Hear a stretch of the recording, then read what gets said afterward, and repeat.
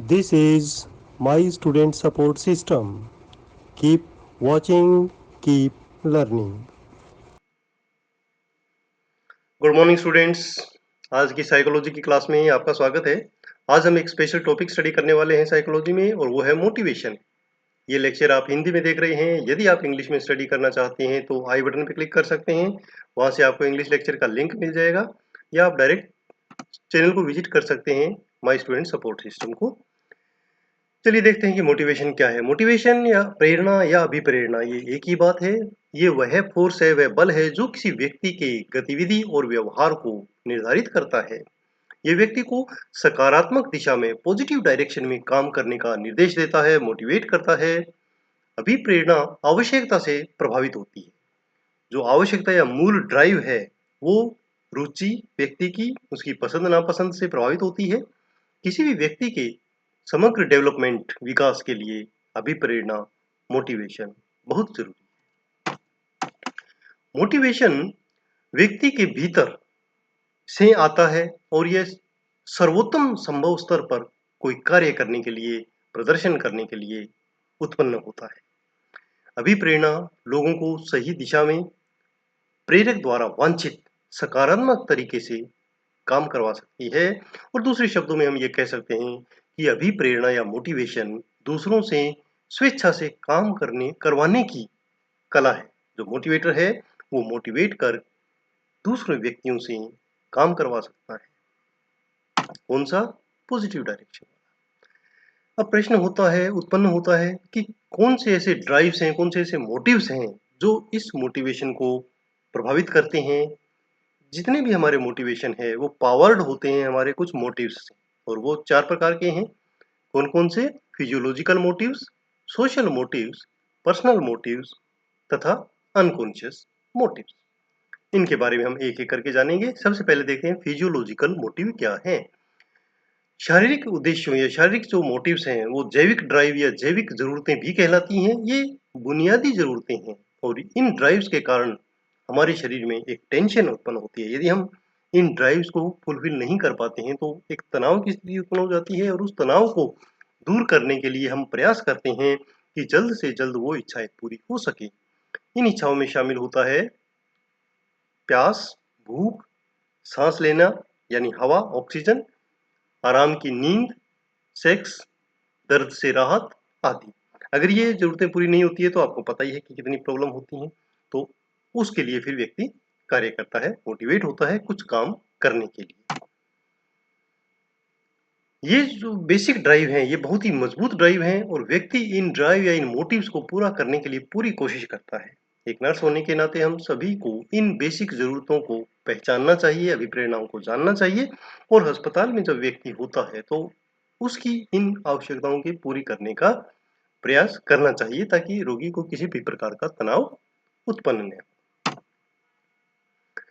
Social motives किसी व्यक्ति के समाजीकरण की प्रक्रिया के दौरान सामाजिक अभिप्रेरणाएं शुरू होती हैं।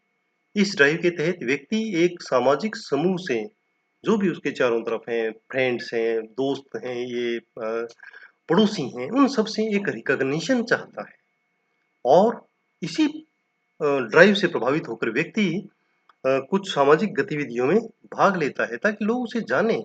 यह ड्राइव हमारे व्यवहार के सामाजिक कोड सीखने के लिए प्रोत्साहित करता है ताकि हम अच्छा बिहेवियर सीखें और अच्छा बिहेवियर करें ताकि लोग हमें स्वीकार करें। सामाजिक अभिप्रेरणाएं हमें नए कौशल सीखने के लिए प्रेरित करती है, जिसे समाज में पहचानता है और हमें सम्मान देता है। इसी उद्देश्य से प्रभावित होकर व्यक्ति प्रतियोगिताओं में भाग लेता है और जीतने की इच्छा करता है। सामाजिक प्रेरणाएं हमें प्रतिष्ठा और पावर प्राप्त करने की इच्छा को पूरा करने के लिए प्रेरित करती है। यह इच्छा दूसरों की तुलना में कुछ अधिक इकट्ठा करने, प्राप्त करने और रखने की प्रवृत्ति को दर्शाती है।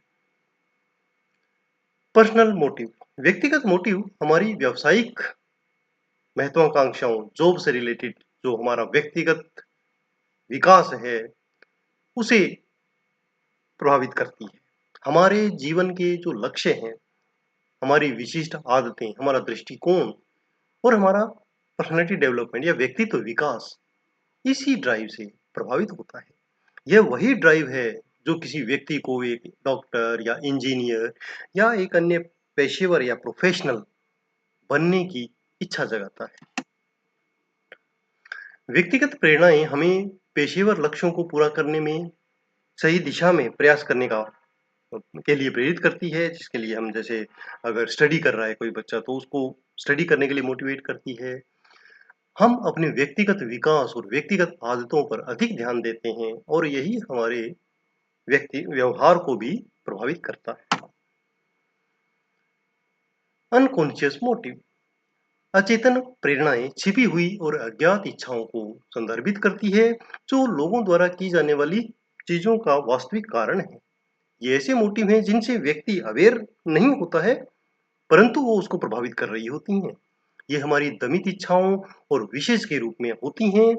सिगमंड फ्राइड के मानव व्यवहार के सिद्धांत के अनुसार जो अचेतन प्रेरणाएं हैं, सबकॉन्शियस माइंड है, वो हमारे उस व्यवहार को प्रभावित करती है और मुख्य भूमिका निभाती है उसे प्रभावित करने में।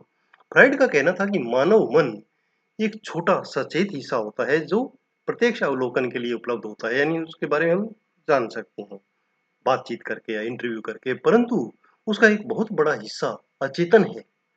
उसमें क्या चल रहा है वो उस व्यक्ति को खुद को ही नहीं पता होता, परंतु वो उसके व्यवहार को प्रभावित करती है।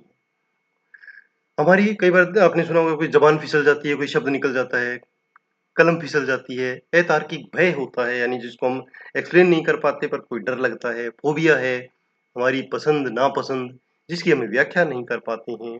ये कुछ ऐसे अचेतन उद्देश्यों से संचालित जो अचेतन व्यवहार है उसके उदाहरण होते हैं। धन्यवाद स्टूडेंट्स, ऐसे ही उपयोगी वीडियोस देखने के लिए आप चैनल को सब्सक्राइब कर सकते हैं और अपने नोट्स बनाने के लिए विजिट करना ना भूलें mynursingstudents.blogspot.com। यहाँ पर आपको अपने नोट्स मिलेंगे हर सब्जेक्ट के। फॉलो कर सकते हैं मुझे ट्विटर पर, इंस्टाग्राम पर और Facebook group nursing notes join कर सकते हैं। धन्यवाद, आपका दिन शुभ हो।